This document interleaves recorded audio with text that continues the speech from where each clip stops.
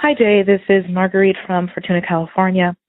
I was just calling back in response to the Jeff and Jeff, although I don't know that I'm one of those particularly smart people. I heard your response, and then I actually went back and listened to the privacy episode.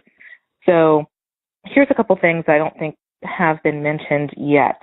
One is I know one of the Jeffs, the one who called in, was talking about how things are getting a little bit conflated and how we should have denote the lesser versus the more egregious sexual assault.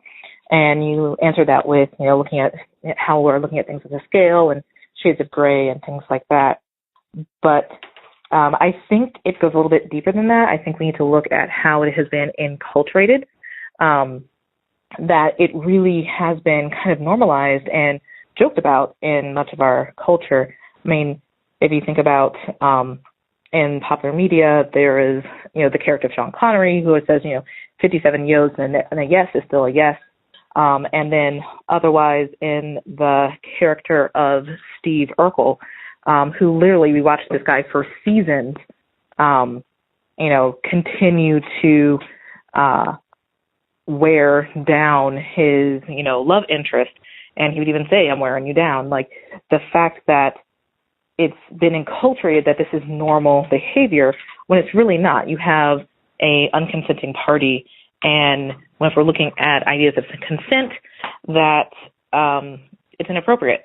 And I know that probably one of the things with the Aziz Ansari thing came out was just that a lot of people had to look back at their lives and think, oh, I have done this or I've gone through this, and maybe this was not right. So I think that's the reason why this one kind of hit closer to home, is because it's literally a part of our culture, and we need to examine that part of our culture and really point out that it's not right. So, and then the other thing Elo just mentioned was concern about the men's lives that are ruined and the false accusations and things like that. And I think you got at it with, there's really not much in it for a woman to falsely accuse someone. And then also, there's not many men who have really been taken down on account of this. I mean, unfortunately, you literally have to have, scores of women on stand giving trial and testimony, and even then, men will often feel like it is something they shouldn't have to listen to. So, and only at that point are these things even really being addressed. So, I don't necessarily feel sorry for the men. I don't. There are way more women who's having their lives ruined by these assaults.